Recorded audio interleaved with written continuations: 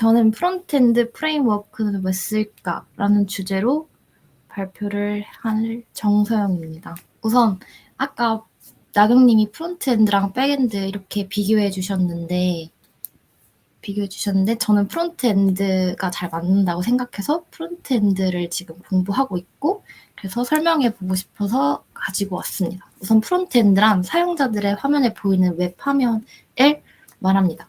그래서 HTML, CSS, 자바스크립트로 구성되어 있습니다.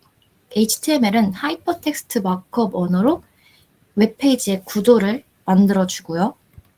CSS는 스타일 시트로 그 만들어진 구조에 스타일을 입혀주는 언어입니다.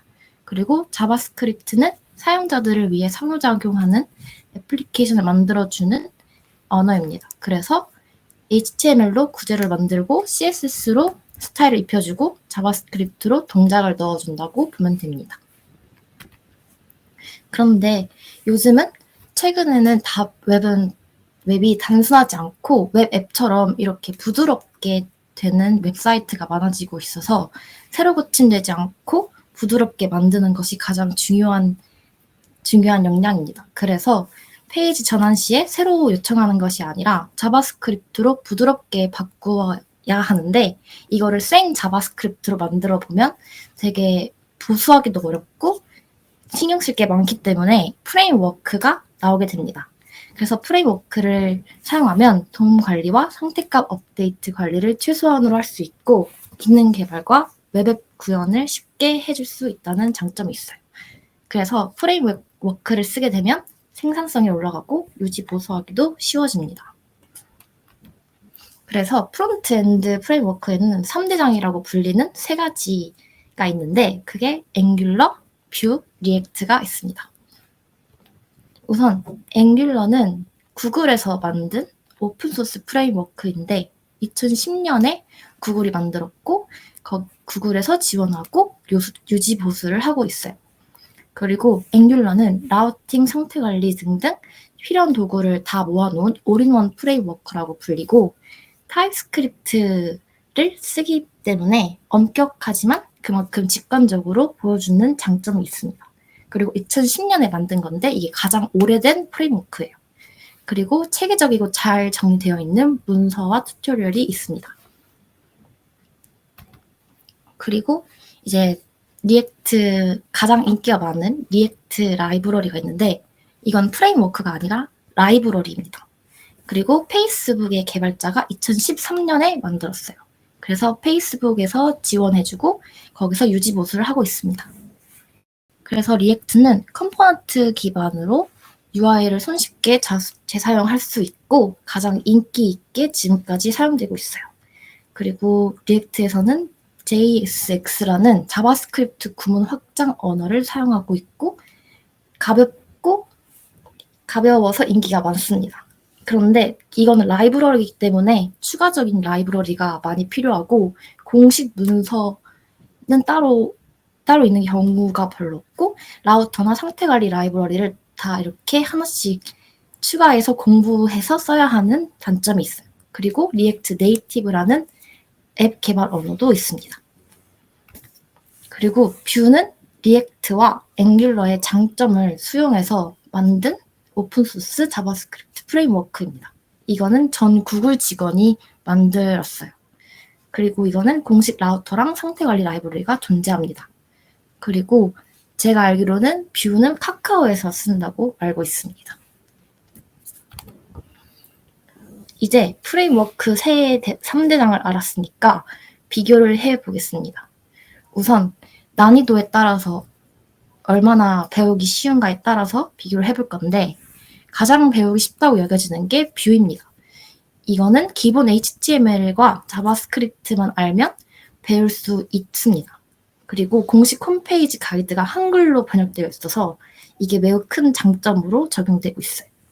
그리고 가장 배우기 어려운 게 앵귤러인데, 이거는 타입스크립트를 기반으로 하기 때문에 이걸 공부를 해야 되고 문법과 난이도가 있습니다. 그리고 그 중간에 리액트가 있는데, 이거는 JSX를 쓴다고 아까 말씀드렸는데 이게 처음에는 이해하기 좀 혼란스러울 수 있는데 그래도 그렇게 어렵지는 않아요. 그리고 리덕스 등 상태 관리 라이브러리를 또 추가적으로 배워야 하기 때문에 난이도 중으로 뽑았습니다.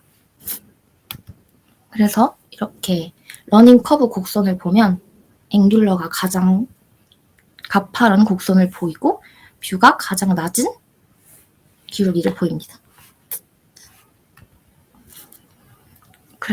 그리고 두 번째로는 이거는 조금 딥한 얘기일 수 있는데 이제 돔이라는 걸 어떻게 쓰냐에 따라서도 비교를 할 수가 있어요. 돔은 문서 객체 모델인데 이거는 이제 HTML을 각 항목 계층으로 표현해주는 요소를 말합니다. 그러니까 웹페이지를 객체 지향적으로 만들어주는 요소예요.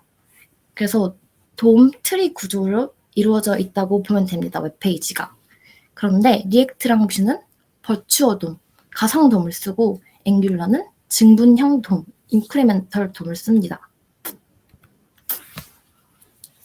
그래서 버추어 돔은 이렇게 현재 가상 돔과 이전에 만들어 놓은 가상 돔을 비교해가지고 거기서 차이점을 발견해서 그거를 실제 돔에 반영하는 식으로 웹페이지를 만들고, 그리고 증분형 돔은 실제 돔과 비교를 해서 더 간단하게 접근합니다. 그래서 보기에 이렇게 비교를 하거나 달라진 부분을 새로 적용하는 것이죠. 그래서 이 두 가지의 돔을 비교를 해보자면 우선 첫 번째로는 트리 쉐이킹이 가능한가 이 부분을 비교할 수 있는데 트리 쉐이킹이란 빌드 과정에서 필요로 하지 않는 코드를 제거하는 단계를 말합니다. 그래서 증분형 돔은 명령 묶음으로 각 컴포넌트를 컴파일하고 사용하지 않는 명령을 식별하기 때문에 컴파일 시점에서 불필요한 명령을 제거할 수 있어요.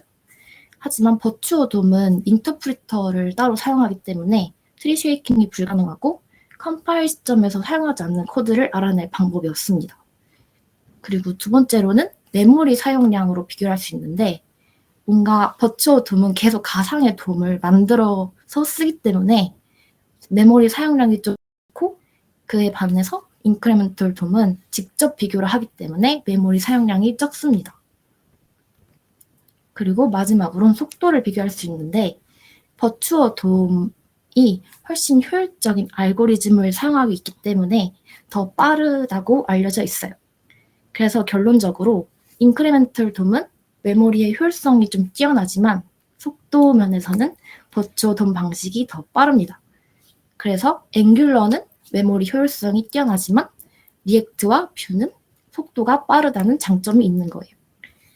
하지만 구글팀에서 앵귤러를 만들었고 앵귤러는 인크리멘털 돔 방식을 선택했는데 아마도 이 이유는 모바일 기기에서의 메모리 최적화를 위해서일 것입니다.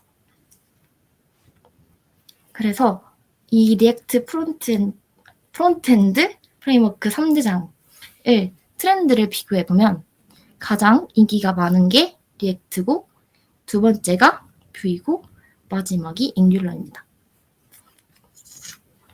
그리고 깃헙도 비교를 해봤는데 우선 포크 수는 리액트가 32만 건으로 가장 많고 그 다음 27만 건이 뷰이고 마지막이 앵귤러예요. 그리고 관심글이 가장 많은 건 뷰고 꾸준함을 보이는 건 리액트입니다. 그래서 뷰는 약간 떠오르는 프레임워크이고 리액트는 꾸준하게 인기가 있는 프레임워크라고 보면 될 것 같습니다. 그래서 제 맘대로 순위도 결국에는 트렌드를 따라가지만 리액트가 1등이고 2등이 뷰이고 3등이 앵귤러입니다. 뷰는 조금 쉬워 보여서 한번 배워보고 싶은 생각이 있습니다.